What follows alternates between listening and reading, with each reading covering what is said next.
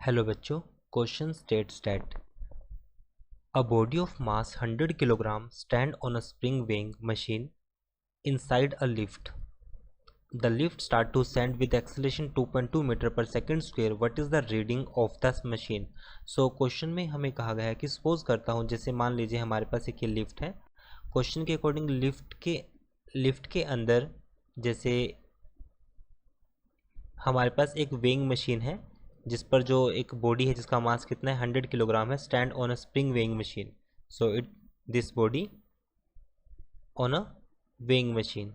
तो सपोज करता हूँ मैं स्प्रिंग वेइंग मशीन जिसमें यहाँ पे एक मीटर लगा होगा और ये स्प्रिंग है जो कि इसके वेट को के हिसाब से यहाँ पे एक रीडिंग शो करेगा। तो क्वेश्चन में हमें बताना है कि जो रीडिंग क्या होगी अगर लिफ्ट होगी, अगर वो वर्टिकली अपवर्ड मूव करती है। So key concept for this question, as lift moving upward, जैसा कि क्वेश्चन में कहा गया है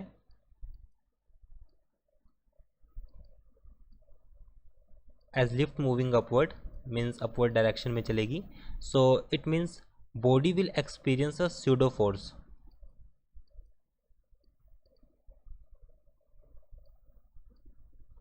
body will experience a pseudo force in opposite direction.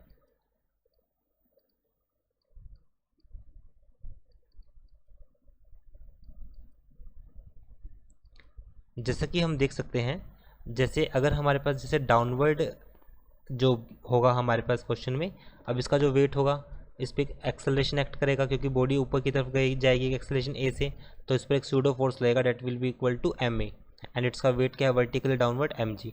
So question के अकॉर्डिंग ऊपर हमारे पास जो इस पर नॉर्मल डायरेक्शन लगेगी बॉडी पे वो इसमें बैलेंस करेगी स्प्रिंग के लिए। So reading of spring will be equal to that is equals to N will be equal to weight क्या है एम जी प्लस एम ए।